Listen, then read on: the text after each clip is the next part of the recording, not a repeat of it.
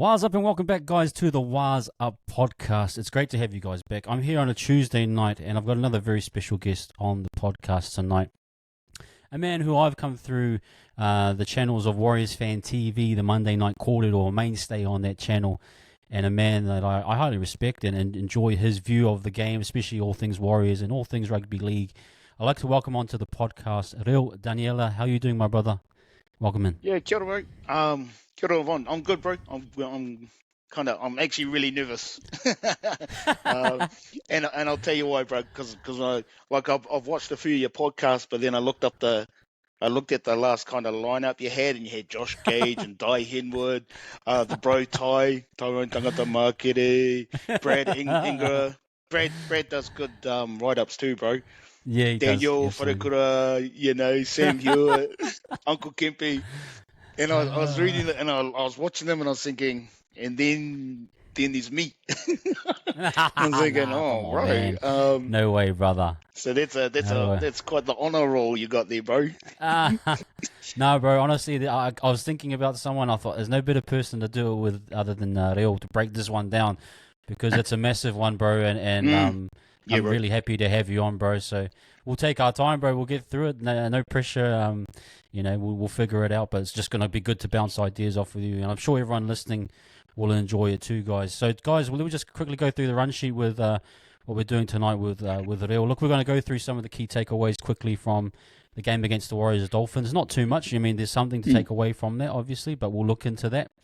Then we'll go into some of the team news, some of the latest happenings of the Warriors. Obviously, there was the awards night and other information and news that's come out. And then we're going to preview that most important thing happening this Saturday at Bluebet Stadium, the Warriors versus the Panthers. First week of finals, 1v4. It's going to be awesome.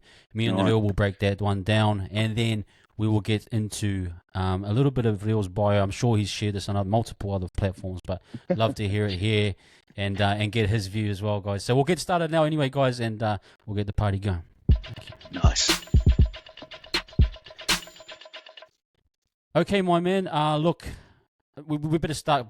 Before we get into the whole finals excitement and things, let's just quickly get some takeaways from the game against the Dolphins. There are some things there, some nuggets possibly moving forward. It might not be this year, could be next year. We'll firstly look at, bro, just the likes of Volkman and some of the other boys. It's a really tough game, I felt, because it was kind of a mixed team put together. Hard to take away, that wasn't Volkman's first squad. He hasn't spent much time with them. So I'm leaning towards more not being too hard on him. What's your take on Volkman's performance, brother? Yeah, he was pretty much everything you were saying. It was a throw-together team.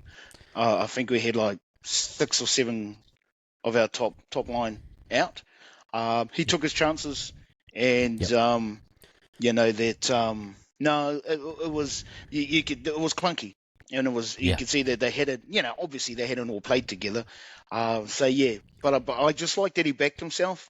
Probably just their lack of comms with his outsiders or runners for their whole chipping ahead.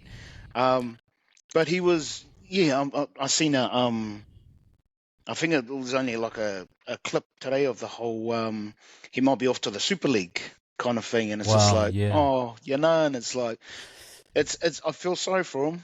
And there's a few leaving kind of thing, but again, that's the business side of owning a footy club and not being able to hold on to the ones that like as a fan, I'd love to see kind of develop more under Stacey, and grow more as a player kind of thing, because he's got the goods. The young fella's got the goods, and he it didn't come off, and but like, and I said it last night on our Warriors Fan TV review. The last night was a dead rubber, So, and generally this time of the year we're always saying, "Yep, see you next year. Good luck, blah blah blah." So the boys were given the short end of the stick. They had an assignment to do.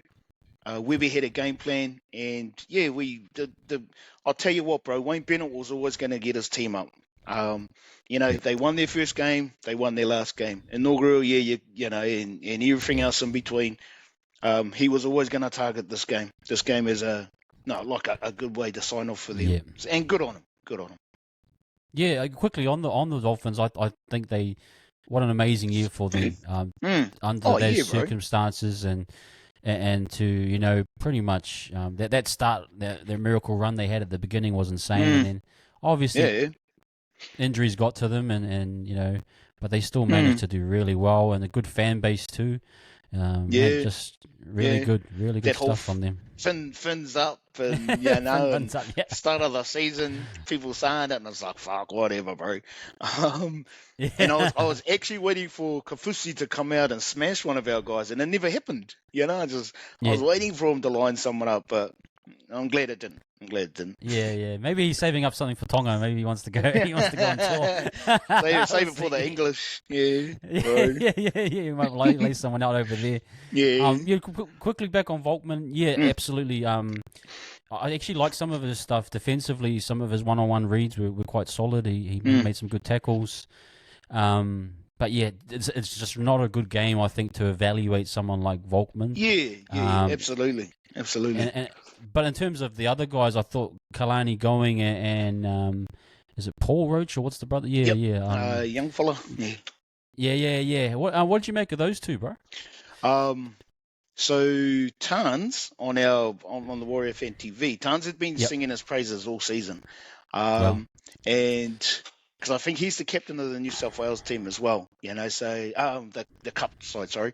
Yeah. And I thought he actually done really well. He got a shot. Again, short end of the stick, but the young fella still went out there and gave it a good blast. The post-match interview, I think he was blowing his ass by the end of it, but that's always going to happen, first time up kind of thing.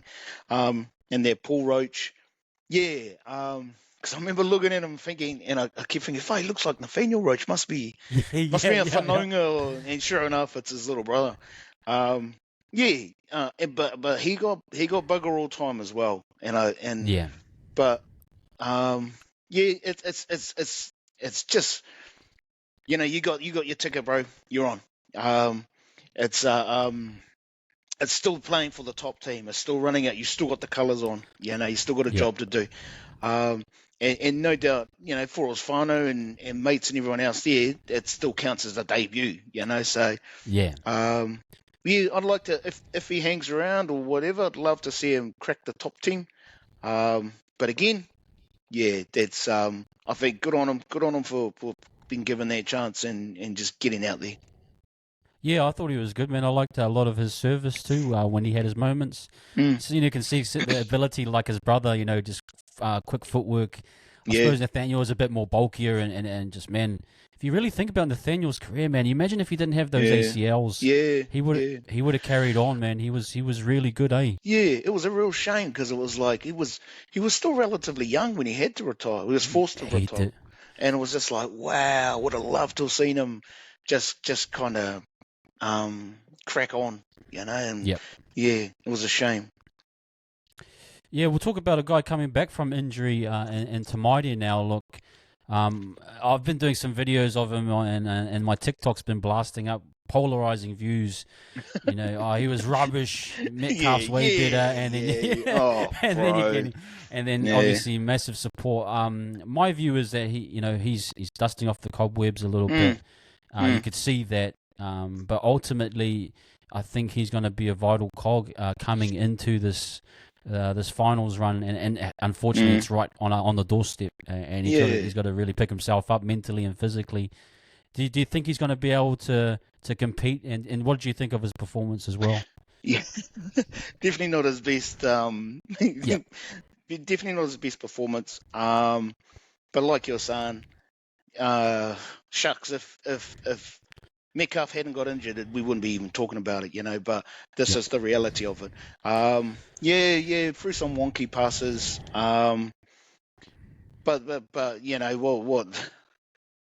Tamaiti just brings that senior experience with him, He knows big finals footy. He's been there. He knows what it's about. He knows what it's going to take to get the team to where they need to be, kind of thing. Yeah, that wasn't his best game, but Yeah, just like with those comments and stuff, it just kind of cracked me up because it was. And again, the boys have exceeded all expectations this year, thanks to Uncle Andrew. Thanks to Webby. Yeah. He's got us. The fact that we're in the top four is just awesome. Yeah. But people got short memories, man, and all they seem to do is just dog the team every week, and it's like, hello, fucking look at that, check the ladder, bro. Yeah. So Tamati will only get better with more game time. That's my gut feeling, and he'll come right, and now's the perfect time to do it. Do we have a backup? Possibly Dylan, at a stretch. Yeah, but I'm quietly confident once he blows those cobwebs, Tamati will be on. Yeah.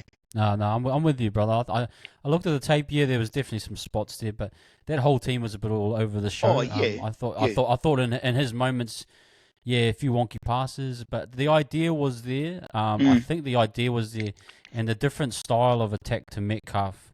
I'm not discrediting Metcalf. I thought Metcalf was amazing, amazing speed.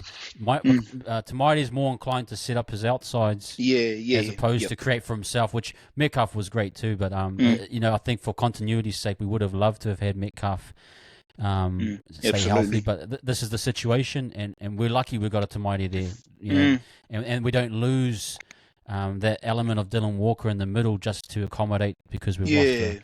So we're very lucky. And it may, it's 70% Tamati. It might be better than 90% Walker on the edge, and you lose some in the middle. It's just one of those things where it is what it is. But anyone else, brother, that maybe got you thinking about during the game? Yeah. Oh, so Joshy played out of his skin. And just that whole for the regular starters, Joshy, even Adam Pompey, stepped up. Marcelo, Montoya had a better game. It was Barry. I'd heard that Rocco was still a bit crook, because he did seem quite a bit quiet at times. Yeah. And even Tom Ali coming off the bench, man, he was fired up, nice. Bro. He was cranking. Nice. That for me was probably one of his better games. Had good run meters.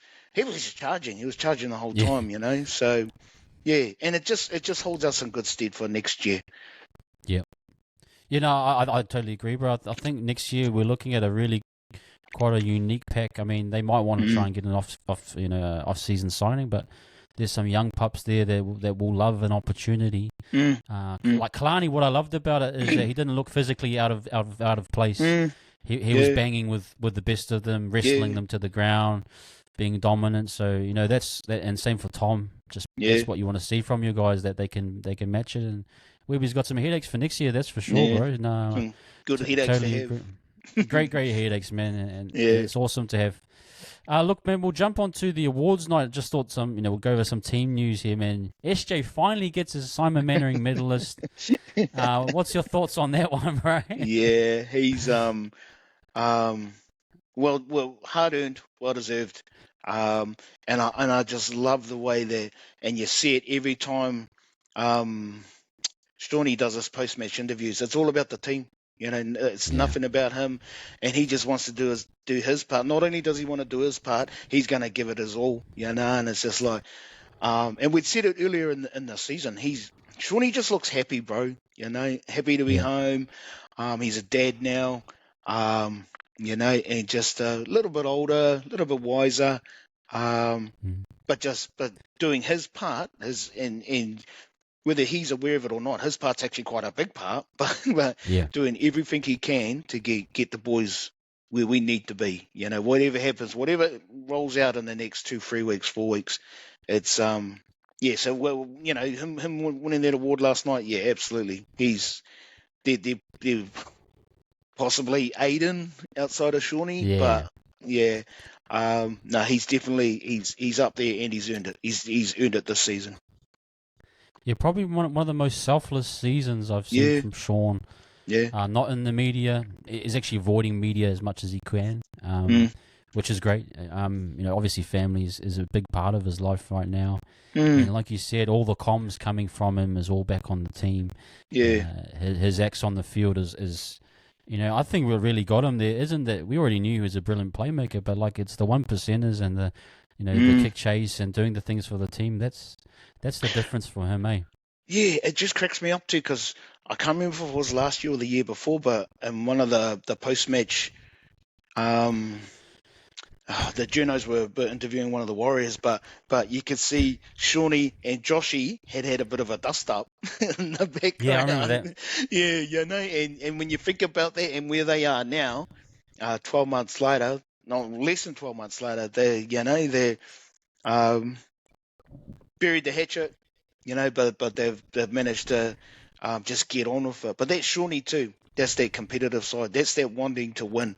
And we were off the mark last year before, whatever. COVID kicks off, and it was just making it hard for the boys. But it's just a joy to kind of watch Shawnee do his thing, and everyone else is a beneficiary of what he's doing. Yeah, and I love it. Yeah, a lot flows off of Sean culturally, emotionally from the team, and just to see him, be that rock steady figure. Yeah, and I think last year, like you said, that blow up with Curran is like It's a lot of that is frustration at the situation, not so much at Curran, I could imagine. And now when I see they're frustrated because they're so successful, they want to be even better. Yeah, I see sometimes Sean or Adam will put their hands up. What are you doing? But it's trying to They were trying to improve themselves. So now I'm totally with you, brother. Look, we'll jump to Club Man of the Year, CNK Wan, and this is a guy.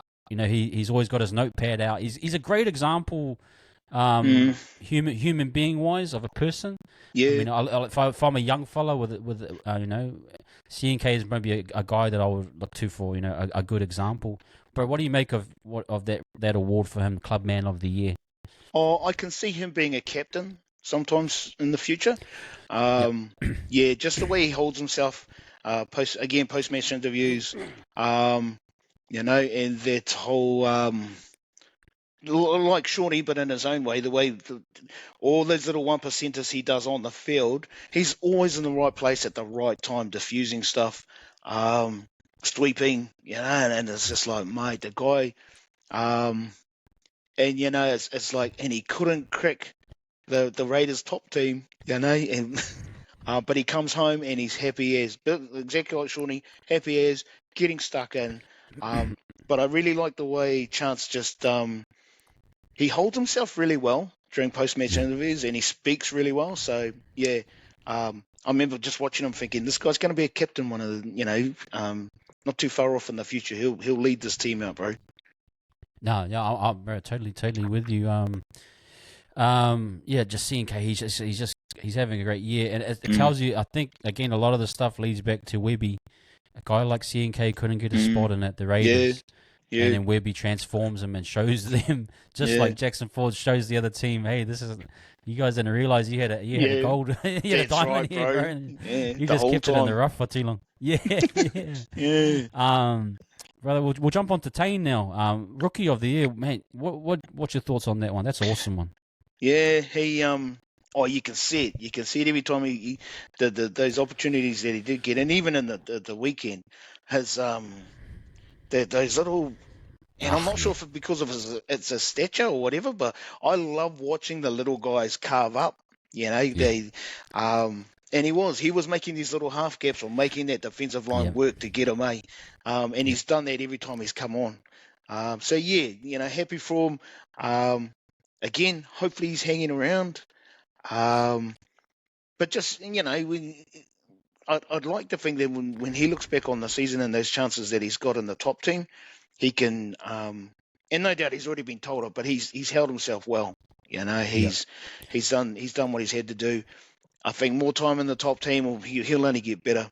But he does. He reminds me of Brent Webb, the likes of Brent Webb, Lance Hire, even Thomas Lilloy, faster than Thomas Lilloy, but the stature, the nippiness, the making defenders work to get to him.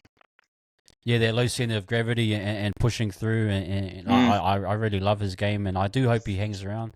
Webby Yeah. sounded like that he was gonna keep Tane around. Well, Tane was the reserve fullback, because I think he made some comments about RTS, and the RTS was going to centres while keeping Tane at fullback, which would be great. I think Tane, if he probably thinks about it, he's probably going to get some contract offers soon. But if he can hang in for another year of development at the Warriors under Webby.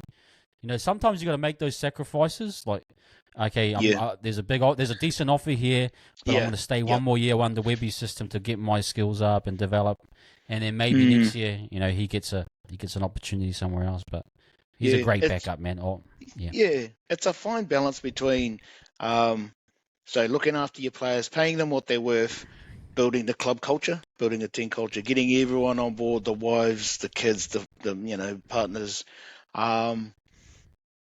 I think of clubs like the Doggies back in the day. They used to be a really family-centered club.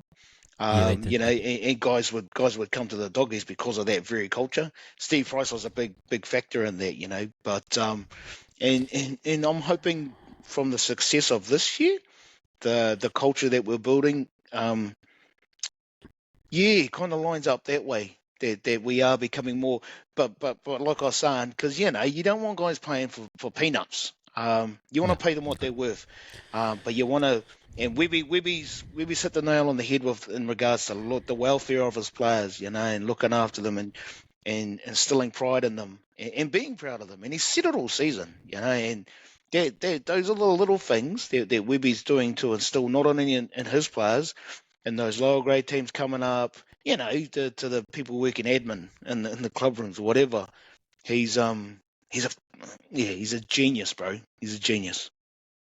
No, he definitely is, and we're going to have to wait a few weeks for that Dally M show, and hopefully he does make. Well, I firmly believe he is the coach of the year, based off of what he's turned it around, brother. And shout out for I've missed a few of the boys, but I know Kalani Going won the New South Wales Club Player of the Year. Volkman won the Club Players of the Year for the reserve grade. Nice. I think Dimitrik and Zion got something. I can't really remember, but shout out to them anyway. We haven't really covered that, but it's just great. Awards are great, eh? They're always good to build your morale a bit and celebrate. There's always a time to celebrate. I think this was a perfect time.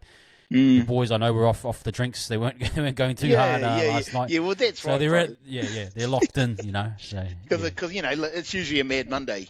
And everyone's getting smashed or whatever. Big ups to the club. Yeah, Cameron George, Mark Robinson, the people they've got under them. And it's not just a showpiece. That's the game and where the team are at, but that whole atmosphere side of it. Fuck, bro, it's just like it's just. Part of me's thinking they must have used that time during COVID to think, well, what else can we be doing when we get home? Once the borders open up, because the stuff that they've been doing this year, bro, it's like, oh my goodness, it's like it's a full on spectacular, and it's just, and then there's the game, and it's like, bro, the atmosphere looks amazing. Man. I actually kind of agree with. I do agree because I was like, you're thinking, oh, they're going through all this crap with COVID, but when they got home, they had a clear plan, of how to do everything, bro. Because they've just hit it on. Like there hasn't been missed a beat, and I really credit. I think its name's Vintage Jackson. He was with the Levels boys with with Scope and Willie. He was their media manager originally, I think, and then he came back this year, and you can just tell with all that how they're releasing media content. It's just been you wake up every morning, and you got something to watch, and you're like, life's good right now. Yes, it is. No, good awesome, on them man. too, and good on them too. Like the fireworks they done at the last home game. It's just like, holy shit, man. It's like, the house lights go off. We're used to it now. The crowd still get into it. But you see this, and I was like, my. Warriors games, and Nick said it too, Warriors games are like the hottest ticket in town at the moment. And it's just like, man, that's the one, man. How long have we waited to see that sort of thing? Yeah, and everyone's hitting it, bro, from every angle. Media managers, team admin, everyone's doing their job perfectly, and it's credit to Webby, and actually, got to shout out Robbo, especially the owner. He's the one paying for all the stuff, and Cameron George, like I gave him a hard time, Cameron George. No, same. But, yeah, we all did, and so it's credit to them. Look, that kind of the last one here is the I said leaving on a jet plane, mate. How cool! Just top that off. We're going on a jet plane. That's the coolest, bro. That's the coolest, and good on them too. It's like, because I was always wondering about the whole. As we progress through the finals, do the Warriors they travel first class or economy or whatever? But that just cancels all that out. They got their own jet plane. It's like, that's the one, man. But just remember, if you fellas win, you're gonna have the whole bandwagon's gonna be waiting for you to come home. In Aussie and over here. So but that's choice, bro. That's good news. It's smart. It's actually really smart to operate at this time of year. Get guys in right early. And get to business, and that's exciting, man. It's so cool that they get to ride on the jet plane, and hopefully they got the limos waiting for them on the other side. I reckon, bro. Nice. That would be nice.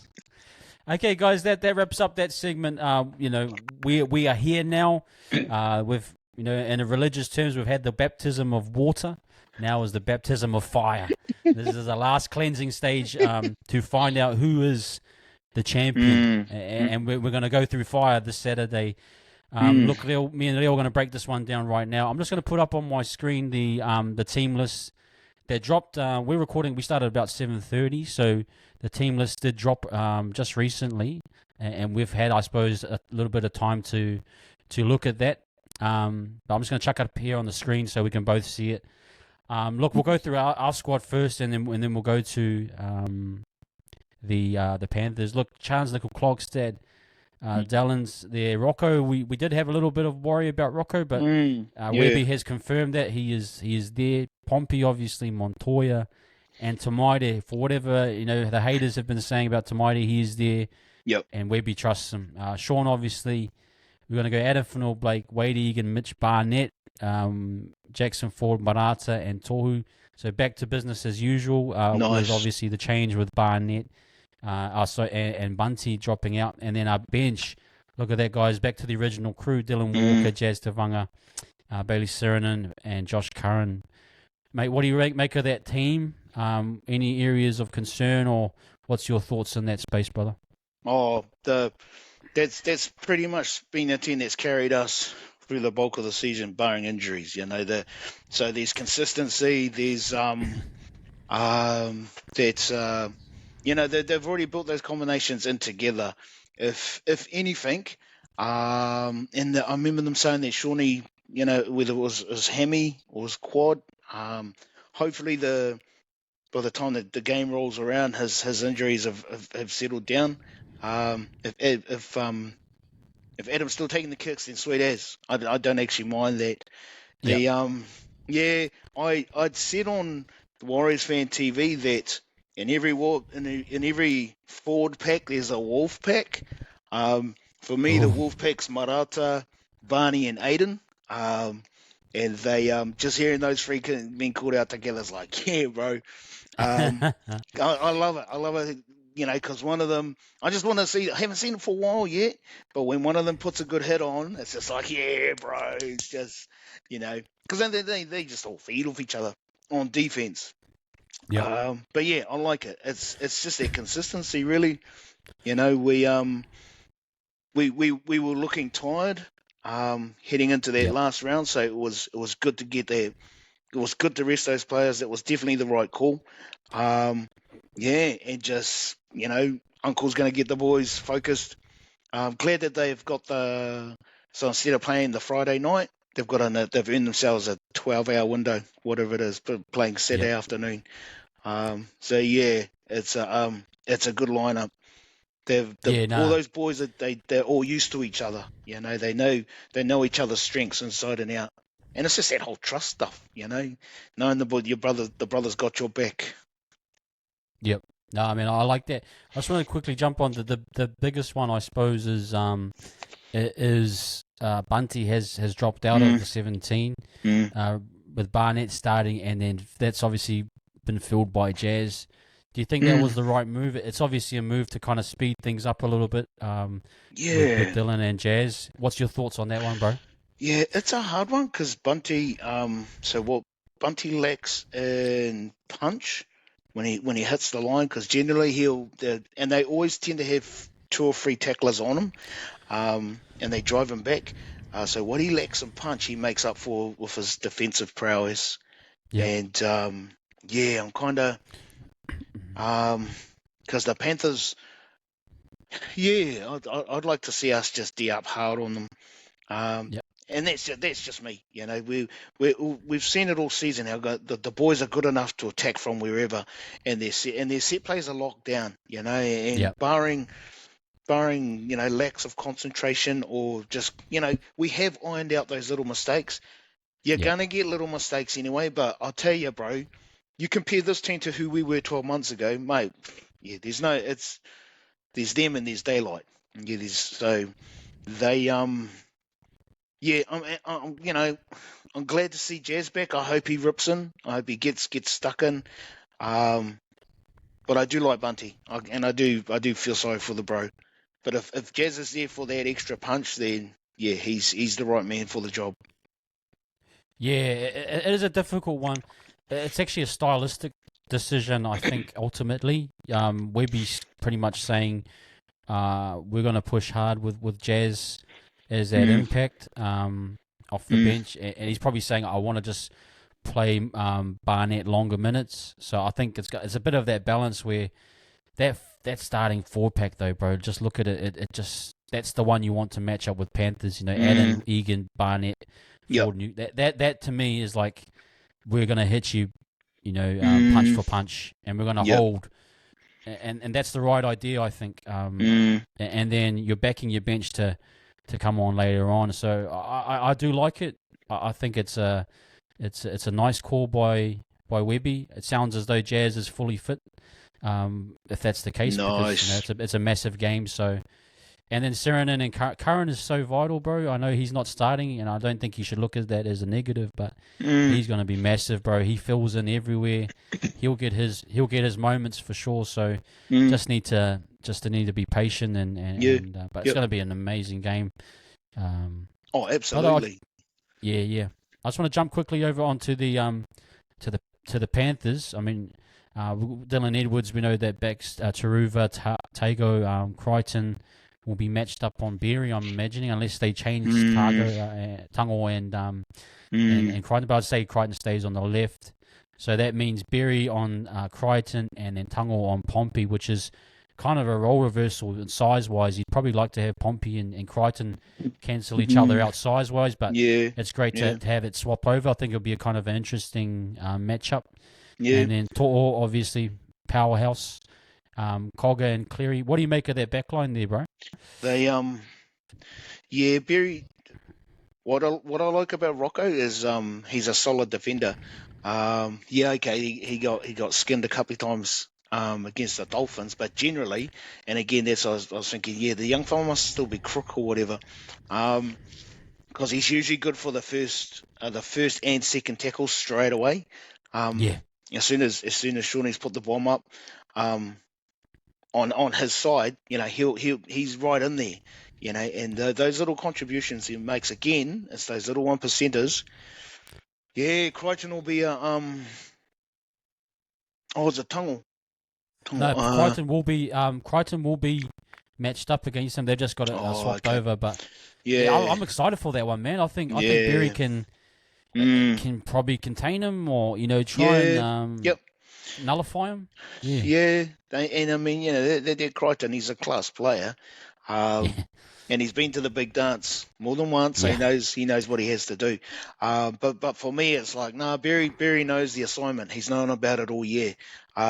For this week, that's all he needs to focus on. What he needs to do to shut this guy down, to get the better of him. But he's definitely got some good tools in his bag, bro. But this will be a big assignment. This will be a huge assignment. No, it will be. We'll go into the fullback, man. Leota, Kenny, that Kenny is back. I think he was injured for a little bit. And Fisher Harris, Sorensen back as well. And then Martin and Yo. I think Sorensen will be matched up on New Cordy, and then Martin will be matched up on forward. Those are some good back row matchups. Yeah. And their forward pack is going to be banging for that first 20 at least, man. What you make of their forward pack, bro? How can we get them? They're very strong. Yeah, they are. They're a classy outfit. Fisher and Leota, they are the big dogs. You know, yeah, they like the confrontation. They like the, they'll run it hard and they will smash you on defense. But what I like about our forwards is like Aiden's probably a little bit smarter. He can be intimidating when he needs to, but he knows how to. He's got the skills to punch that line and still make yardage. Gotcha. Whereas Fisher and Leota are more like brutes. They back their strength. And fair enough too. But if we can, mind you, even that Liam Martin, he's another one. He pops up at the right places at the right time. Sorensen, good Kiwi lad. They're all firing. So again, those are good assignments for Marata, Jackson, Big Barney. But it's nothing new. Our guys know exactly what they have to do to. Like if they don't shut them down, then they definitely have to stick it to them. Our forwards, and I think our forwards will be good enough to do it too. I think the thing with Leota and Fisher Harris, they're workhorse props. They're going to bang you straight up and down. Exactly. I notice even when they go into hit-ups, they like to do the old turn the shoulder, turn the body to the side. So it tells me that they're bang up and down type forwards. Whereas Adam, like you said, is that footwork forward. He can slip in between and get that extra 10 meters. Same with Tohu. Tohu's very footwork based. Barnett is very footwork based. So you've got these guys that, like Barnett transitioning from a back row, gives you another dimension. The key here for me is Egan. That's the matchup difference where, Mitch Kenny is just pretty much another forward passing a ball in my eyes. Whereas Egan is actually the dynamic that changes the ruck, everything. I'm looking for a big game from him. What do you make away? Do you think I'm not saying he was down a little bit, but he was just sort of consistent. Do we see a big lift here or just sort of maintain consistency, bro? What's your thoughts? I think that like he's had an awesome season. There were glimpses of it the last couple of years, but this year in particular, he's just he's been compared to Cameron Smith, and just the way he's playing and dictating play, and it's like I can see that he's light-footed as well. Like so when he takes those snipes when he's out from dummy half, love that he can step both ways. But he's spotting, he's spotting the defensive line, he's spotting the markers, he's, he won't do it straight off the cuff, he already knows what the set play is, but if he spots a half opening, that's him. Absolutely. He's gonna go for it. And what I love about our forwards at the moment and our backs is the speed of the play of the ball. And Wade just he's dialed in, man. When he knows when they get a quick play on, you can almost guarantee he's going to shoot out. He's going to dart out, make the defense work, and set someone up. Put him through half a gap. But no, I'm loving Wade. I'm loving Wade and the way he's playing. Nah, man, I do love it. I'm excited to watch him. Actually, it's going to be a great matchup in the middle there. Probably going to cap it off with Yo and Tohu Harris. I've always said two of the best. Different styles. Yo is just a blooming robot. Just does not stop. Whereas Tohu is a hard working, but he's got smarts. He's got ball playing that's just so different, and footwork as well. Man, how do you think them? Do they cancel each other out, or is there ways that Tohu kind of makes advantages and disadvantages? Yeah, they almost do cancel each other out. But like you were saying, Tohu's got the smarts, the soft hands that have been putting guys through half gaps that you just don't see. They just don't see it coming. But he doesn't mind rolling the sleeves up either. Tohu will do the hard yards. I can't even remember when it happened, but start of the season, it was like both his knees were taped up. He looked like a mummy. And it's only one knee now, so it's like, oh, he's definitely on the mend. So that's good for us. But yeah, Tohu's definitely the smarter player. Yo's just he's just a workhorse. He's a pack horse, He'll just get stuck into the grind. Do those 0% yards that he knows he can just the only ones that benefit from that sort of mahi are the halves. They're halves. Yeah. So yeah, but I think Tohu's definitely the smarter player. No, absolutely, man. Look, the bench is, I think Lenu is the one to watch on that bench. He will have his moments, and we will have to kind of counter that. I do want to go quickly back to, I missed the matchup, the main matchup really in my eyes is Sean versus Nathan. What a great one there, and very, very interesting how they approach it. I mean, they're going to need, their forwards to put them in the spots, but the decision making, especially from Sean, I think a lot may fall back on him, and both of them actually, because Cogger's a kind of a newer face. He probably won't call for it as much as what a Jerome Luai would. Same with Tamaide, still coming back from injury, so those two might just cancel each other out. It may fall back on Nathan and Sean a little bit. What do you make of that one? That's a great one, eh? Yeah. Oh, yeah. Yep. I like Shawnee, obviously the elder statesman. Shawnee's been in those pressure situations. Yeah, Cleary's been there the last 3 years, whatever.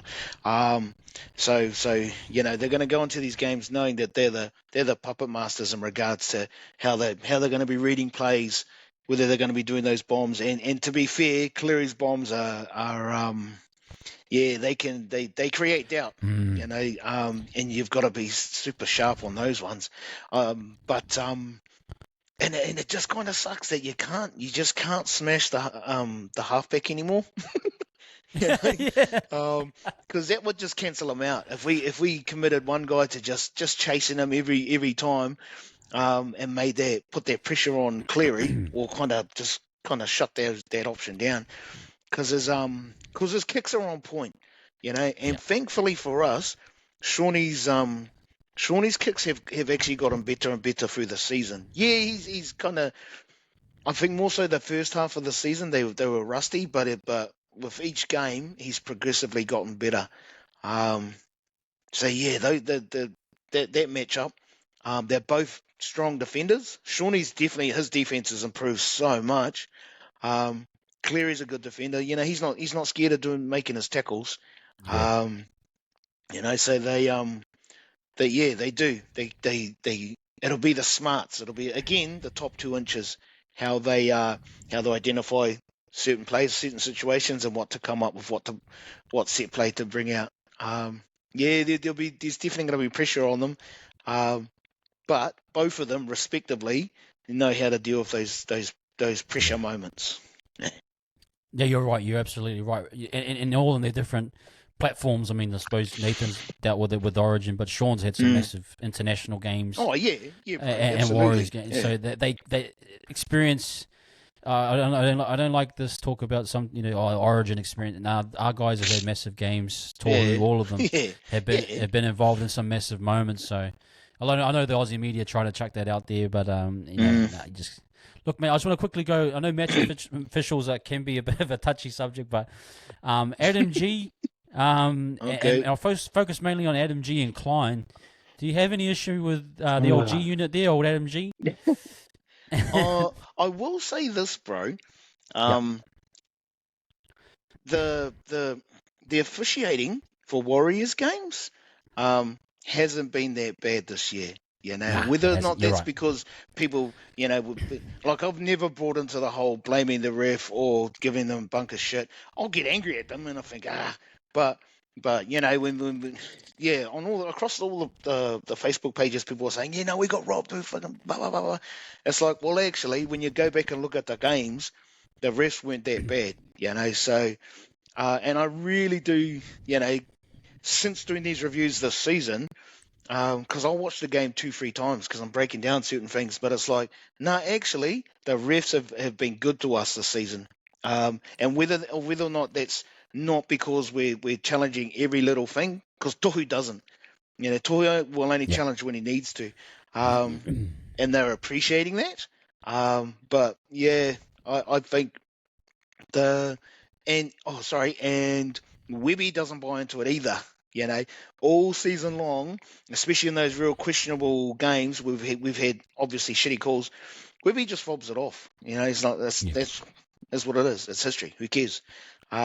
We deal with what we can. And we iron out what we need to, and we just get on with it. I love that, man, because it's like it's just a breath of fresh air. So the refs, we just the boys are at that stage where they just get on with it, and the season. I seen a post today. I seen a clip today about the whole we've got to watch out for the refs because they don't want the Warriors to win, blah blah blah, and it's like, bro, yeah, just that sort of stuff cracks me up because it's like when North Queensland and Broncos final, when they won that 4 years prior, North Queensland, the Cowboys had shitty calls in every single finals game that they played, and it's like it took them 5 goes to get to the big dance and win it. So, it's not just exclusively a Warriors thing. If we're good enough on the day, we'll get the job done. The ref will stay off our backs. Yeah, sorry, bro, that was a long-winded answer. No. It's actually good, and people need to hear that. Like, if you're listening in, guys, we're not blaming the refs, and especially in this space.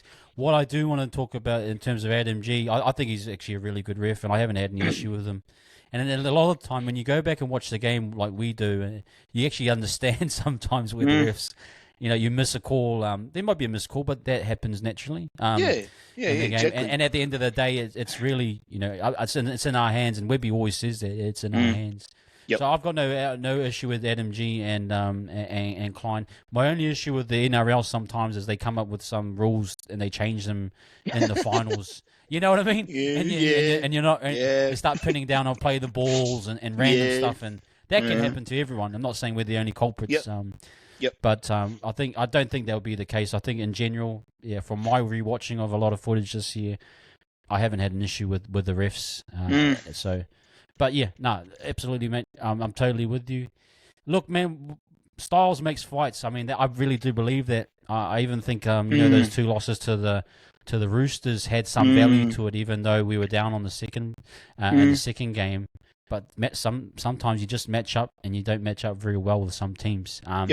But in saying that, we did play the Panthers last time, and if we actually think of it as fans, if we didn't get those 2 sin binnings, mate, we were right in there. And if, bro. Hard. I think stylistically, mate, what do you make of this? I feel like we kind of match up well. Kind of a 2 teams that I think Penrith are kind of a grinded out style. They want to compress, they want to suffocate, and they want to really get you into that mold. Whereas we are kind of a bit more dynamic, I think, attack wise. Different approach, very hard defensively. Yeah. Do you think we match up quite well with Penrith? Yeah, I think the Penrith forwards, I think their biggest assignment for the night will be just to dominate for as long as they can. I think. I mean, there's perceived weaknesses across the park. I think we do match up though. I think of the top 4. When the Warriors click into gear, and again, Uncle's going to be not grinding it into them, but just instilling that faith and that belief. That they this is what they've trained for and played for all season, to get to these games and start nailing them. So of the top 4 teams, I reckon we can beat them. But it's going to be those critical times. And I said it last night, I actually think our game plan is going to be more about how we contain them. So our defensive side of it. Because I was thinking about the last couple of months, and we've won, but we've won ugly. and it's like, mate, the Warriors, that's a first for the Warriors for starters. You know, and people going off about the whole, we should have smashed them, we should have thrashed that team, blah blah blah, and it's like, yeah, but we still won. And I jumped on that Waka too, bro, because I just thought, every week I was thinking, yeah, no, we're going to smoke the Dragons, we're going to smoke the Tigers, smoke the Titans, whatever, and we didn't. But the fact is, our defense held up when it needed to, So yes, I'm not even nervous about this game. I think going into it, the boys know their assignments, all they're given assignments. I think we're going to actually give them a good run. And I'm backing them to win, but I'm backing them more so from the defensive side of it. The boys already know how to attack, and Penrith no doubt have done all their homework. It's going to be how our defensive line holds up and how we shut them down. That's where I think we're going to win it. I'm with you, bro. I think this is a massive defensive game. I think attack-wise, we'll get our moments. I think we want to try get into, if we're going to grind it out with them, we want to try get into a place where we're getting on the front foot each set. So if they're going to kick down their end, we want to be able to say, okay, Cleary's initially kicking from his 50 or 40 and we're on our 10. We want to get in, say in 10 minutes time, we want to get to catch the ball on the R20 and we start our first set on the 30-meter line. Those are the types of wins. If you want to get into a grind it out, you got to win those little moments where you start to just get teams and roll them over. I think they'll get their moments. I think the forward pack will match up well with them. I don't think they're afraid of them. I don't think there's anything like that. Walker said, in fact, he said, "Hey, we want to play Penrith. We want to test ourselves against the best. Yeah, that's right, bro. We think we can match them. We want to taste that. So, I do really like that, and I'm actually with you, bro. I think there's a win here. Probably a close win, but a win nonetheless. I think we shut them down. I think it's built off of firstly our back five got to be working hard all night. It's going to be one of those ones where. Dallin, every hit up's going to count. Barry, everyone's got to have to chip in. But I think we'll get enough ball to be clinical with the ball. And I'm totally with you, bro. Yeah, I see the same actually. Yeah. For me, it really will come down to how we defend. Without giving away those silly penalties or 6 agains on the fourth tackle. Third tackle, fourth tackle, fifth tackle, whatever. Because it will. The officiating. Like you're saying, bro, the officiating will be a little bit different now that we're at the playoffs. But that's expected. Uncle Anaru's got a game plan, and the boys have just got they know they're good enough to nail it, to deliver. So, they just got to stick by it, stand by it, and make it, and then just watch it unfold. Yeah, no, I'm with you, brother. And while we're here, bro, you got a kind of a rough score prediction in your head? Yeah, like you, bro. I think it'll be close. Yeah, I reckon there'll be a few tries actually, but it will be close. Might be 2 points in it. Yep. I'm gonna go.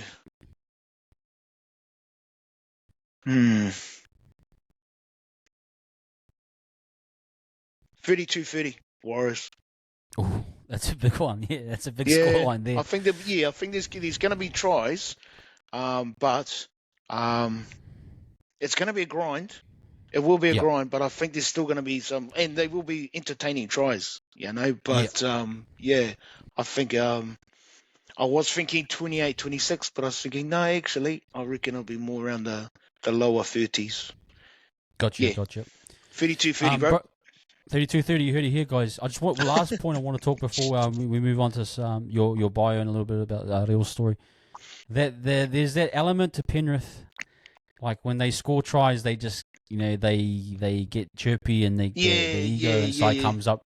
Yeah. Do you think our boys will fall into those mind traps of them, puffing out the chest and trying to get in their heads? Because I know Crichton and all that, they like to get into the head of the opposition. Do you think we'll be fine with it? I think we'll probably see past it. Yeah, I think the only one that would generally buy into that is Ed Cossey. But no, the boys are yeah, there actually hasn't been a lot of that. To be fair, they Yeah, our boys just get on with it, and yep, if Penrith are gonna, I mean, because they can be quite for lack of a better term, they can be quite arrogant, and it's yeah, just like, yeah, okay, um, but but but Tohu leads by example, so yep, he don't buy into it. None of the rest of them don't buy into it. I could see some of our forwards lining their forwards up and laying them out, but that'll go both ways, yep, So that forward battle's gonna be good to watch actually. yep. Yeah, and if the Penrith back line whatever get chirpy, hey, um, we'll see at the end. We'll see at the end of the game. Yeah, yeah. Nah, I Hey. love it, man. This is a great one, man. This is going to be in my eyes, Mm, a classic, mm, and it's great to have the Warriors back in the finals, and we have a great finals mm, record if you look at it overall, and nothing better than going away and winning away. We love doing that yeah, as well. So yeah, yep. it's going to be a great one, guys. We hope you guys are enjoying that. We're going to attack and sail in a different direction a little bit. We're going to go into a little bit of Real's story and that type of thing, but hang in there, and we'll continue this one. There we go now. Okay, my man, Reo, I know you've probably shared the story with Nah, all good, multitudes of bro. Warriors fans. But brother, please tell me where you're from and where you grew up, and actually, even probably pre-Warriors or maybe your journey Hmm. into the Warriors, how you came into rugby league and those channels and that type of thing. Yeah. So I was born in Dunedin. Um, lived there till I was 16. Hated the place. Um, because Dunedin back in the 70s and 80s, bro, just wasn't cool. But I started playing league down there when I was 13. Actually, a bit of a late bloomer. Um, yeah, and got a taste for the game and loved it, and never like I actually. So when I started high school, boys were playing rugby. Played rugby for like 6 months, and a couple of the boys were playing league. And after one of our games, the boys were like, "Bro, you want to come play league?" And it's like, "What's that?" So yeah, so we played on the Sunday, loved it, never went back, and been a leaguey ever since. So yeah, but moved from Dunedin to Wellington. Um, played for Wainui, just club level, social grade, just yeah, it was, but loved it, and that was Wainui back in the late 80s, early 90s, and it was just starting to crank Wow. rugby league back then. So yeah, and then moved from Wainui up to Palmy and played. I finished playing league up here. Played my last 2-3 years for one of the local clubs, and but have always loved the game. Um, the Warriors came about like you know the so yeah, day one just Yep. loved the atmosphere, loved the team, loved the name, loved the whole concept, loved that Yeah. only New Zealand team. The Maori Pacific Islander Pacifica flavour. Was always it's always been there. And different clubs have that to a certain degree, but the Warriors are synonymous with just the Maori boys and the Island boys and how we get on. And we've had some good Aussies come over. Um, and yeah, it's just I just love the game, Yeah. and love every facet of it. Um, Wanted to get into coaching, but because of the mahi that I was doing at the time, I could only really work with the young fellas that I was working with. So because coaching really does, um, as a player, you've learned all these set plays or whatever, all the techniques, or the defensive plays, and attacking plays. But coaching really is about that the way you communicate with your players, but that's their relationship. How Yeah. you between the backs and the forwards, and yeah, well, I'm probably a bit past it now, which is why I enjoy doing this stuff. Yeah. Yeah. um, No. but the analyzing just kind of yeah, like even my own whānau give me a hard time for following the Warriors. They have for years, and thankfully they've kind of eased up. But like any other Warriors fan, I've had mates whānau mates, workmates, just like, bro, your team's shit, bro. Why do you even follow those fellas? And it's like, hey, man, they're my team, Yep. Yeah, so when we get a season like this one, or 2011, or 2002, and the boys are just on fire. It just makes it worth it, and kind of. And I don't think, if we go to the big dance and take it out, then that's awesome. But that doesn't take away from what's already been an awesome season. If we don't Yeah. make it, we don't make it. The boys have actually done really, really well. The club as a whole. Yeah, absolutely. I want to see us win it. But that doesn't take away from. It's just been, even the whole up the wires thing. I'm not. Yeah, I'm not a fan. I'm a bit old. I'll always stick with the old school. That's just me. But you know what? People love it. It's taken off. It's grown 10 heads and 100 arms, and it's everywhere. It's infectious, And I think no, if it's all about the club and the boys and where they're at and acknowledging the mahi they're doing, mate, go hard. But yeah, that's me in a nutshell, bro. Die hard, leaguey. Oh no, absolutely, man. I just want to touch on some of the points with you. Like, I wouldn't put if you get an opportunity again to do coaching, it's great to be involved with kids' lives. I mean, the grassroots needs it, and it's a vehicle to actually strengthen your communities, strengthen the youth of today. I know you'd be great in that space or whatever space it is, bro. But I really appreciate you sharing that side of you, brother. And all good, bro. And actually, it's so funny. I think we're plagued in this country by the All Blacks. What I mean by that is that the All Blacks have had such sustained success that people don't realize that this stuff is really hard to do in the real world. It's like the All Blacks aren't in the real world. Yeah. And so when they look at the Warriors, they think, how is it this club's so crap? Bro, we play in a competition where you don't control you don't have all access to New Zealand talent. You don't. That's right. You're plagued by the salary cap. It's a competition that isn't controlled by New Zealand, by us. It's controlled by an Australian league. So everything that we're doing, we're on the back foot. And so I think a lot of people and casual fans don't understand how difficult this is to get a season like this. But it's only people that really follow the club closely and over the years have grinded it out like how we have. You see how hard this is, man. And you just, like I said to Josh, I was talking to Josh last week, and we said, bro, just enjoy the moment because this will go by quickly and things can change, especially in the rugby league space. We're looking at teams that were up last year, Souths, and then now they're down again, so things can flip and really quickly in rugby league. But I think that's part of the psyche of New Zealanders. They have to have a winner, and unless they're winning, mate, they don't get it, man. This is professional sports. I'll tell you what, bro. I can't wait till we start losing games because then all the bandwagoners will leave and go check out Trade Me and I can start buying those jerseys and I'll leave that one and that one, because they'll be getting rid of them, bro. But again, that's through the good and the bad, and we've had our share of bad years. Last year's Anzac Day, the scoreline, and it was just like worst club defeat ever. And I put a post up the next day and I had my jersey on, had my colours on. It's like still got to go to work because I'm one of those guys. I'll wear my jerseys every day.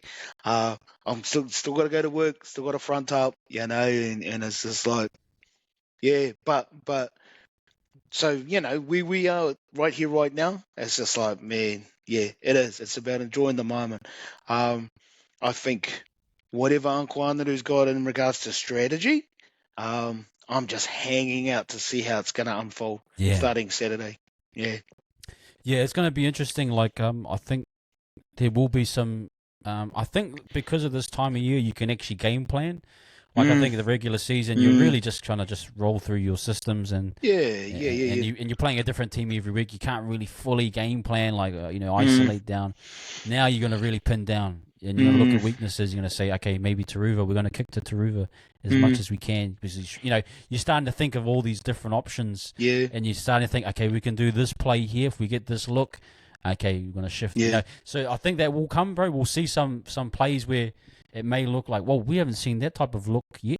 Yeah. And it's because the guys have actually game planned and so I do. I'm very excited. I'm just fizzing to go and watch this one. Where you watching this one, bro? You staying at home or you going to the mate's house? Yeah, I'll probably go to my neighbours. We usually just go across the road. So my missus is working this weekend, and thankfully, so the Friday night, because I told her, so we're playing Friday night, but kickoff's not till 10 o'clock. But because she's on her AMs, she's usually in bed by 8:30 on a Friday, bro. Yeah.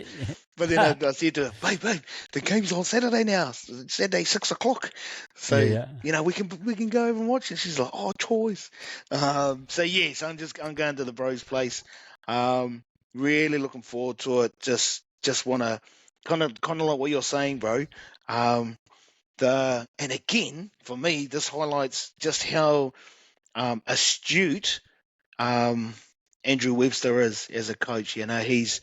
He's no doubt he's had these gems in his pocket all season, and he's got us where the game plans or whatever that he's got have got us where we are, and he's going to start bringing out just a couple of little more gems for the Panthers or the Storm or the Broncos or whoever else, and that's the stuff I'm hanging out to see, watch it roll out, watch it happen. Bro, I just want to quickly touch on the Warriors Fan TV. I mean, I've seen you through Warriors Fan TV, and I've spoken with Ty and now yourself, and I'll eventually get to the other three. We'll do the whole team at some stage. But how did that come about? I know Ty was friends with Nick. So,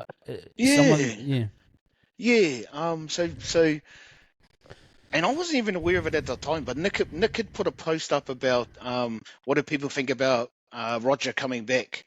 And people were commenting, and I wanted to leave a comment, but I didn't want to.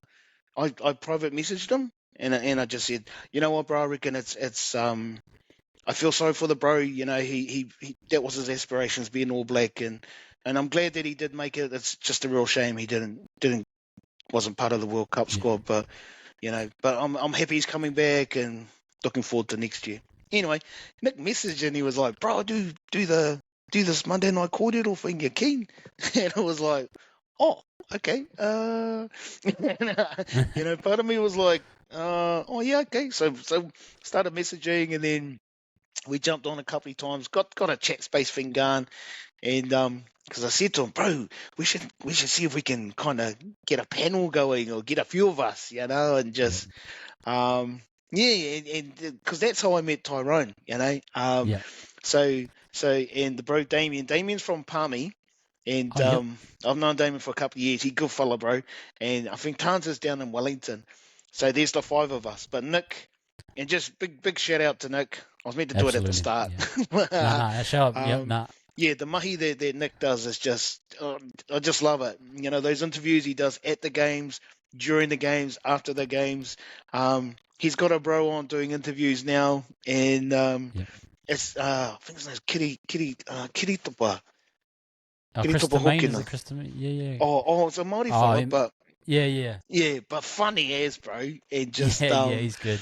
And kind of so what Nick has started, it's just like, again, it's just grown organically, whatever. But it's and end of the day, I'm just a shit talker, bro. I love talking shit about my team. And if people want to hear it, then all good. And if they don't, they don't. I'm still gonna say it. So But the Warriors Fan TV, actually, sorry, bro, and just want to do a shout out to the other Warriors platforms, podcasts. Absolutely. This Warriors Live, Warriors Anonymous, Warriors Waffle, yourself, Warriors Fanatics, NRL Fanatics, even the Kiwis NRL podcast. Yeah, love listening to those ones. Yeah, but just the whole listening to them, listening to what the boys are saying, and it's just like, it's just good. It's good to kind of, because a lot of their analysis, like yourself, bro. I love the when you're doing your analysis on set plays, whether it's defense or attack, and just kind of, I love it. I love the way you break it down, bro. That it's real analytical, and like, I like that way of thinking, because I'll go over the play and watch and think, actually, no, the bros nailed it. But yeah, love those, love that there's these platforms out there, and it's not just because of what's happening now, there's those podcasts have been going right through COVID, so they had nothing to talk about. Well, the shitty years, but they still managed to push through, and it's like, no, good on them. And yourself, the mahi you're doing, bro. So it is. I'm thoroughly enjoying it. Yeah, man. Sorry, man, I'm on a waffled on. No. It's really good. And actually, I want to shout out all those guys too.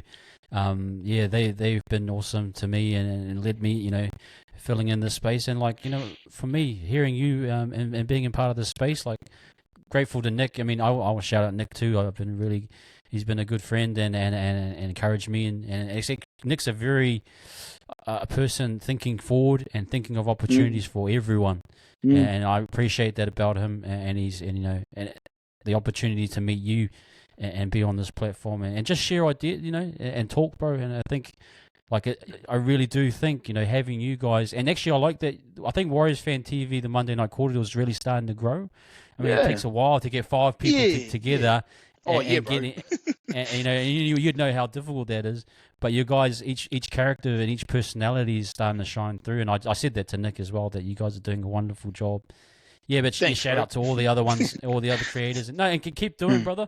And we'll get you on again, man. No doubt about it, bro. If you don't mind, I know. Oh no, that's all good. I really enjoy your interviews.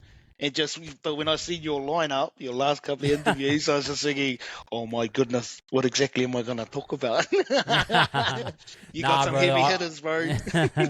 No, I said, bro, I was thinking about, man, who can you get on? I said, I love to talk Riel, especially this week one, and just break it down. And I appreciate you, bro. We've broken it down for everyone. And, but that wraps it up, man. Thank you again, Riel, and shout out to Warriors Fan TV, man. And hopefully, are you going to come up for the if there's a prelim or anything like that? You think you can? Or too tough? I would love to. Yeah. It just depends on my partner shifts, Yeah, and gotcha. kind of So mahi, it just depends. I know. Yeah, but if it just depends. No pressure, brother. At some stage we'll catch up anyway, man. If I'm down in, is it Palmy? Is that where you are now? Oh, I'm out Foxton Beach. I'm a beach bum, bro. And love it out here. And now that we're starting to move into summer. Oh yeah, it's nice. What is it? Spring, summer. It's Spring, the beach goes off, kind of thing. But that's me, bro. That's my neck of the woods. Horowhenua, brother. Horowhenua. Awesome, man. Well, if I'm ever down there, brother, if you're up in Hamilton passing through, give me a buzz, man, and we'll have a yarn. But if I'm down those ways, definitely, man. But thank you again, guys. That wraps up the Wires Up podcast for this week. Hope you guys enjoy the game on Saturday. We know we will. We'll break it down again next week. But I appreciate again, Riel, and we'll wrap this one up, guys, and enjoy Saturday's game. Okay, thanks, that wraps us up. Go the fucking Warriors. Peace.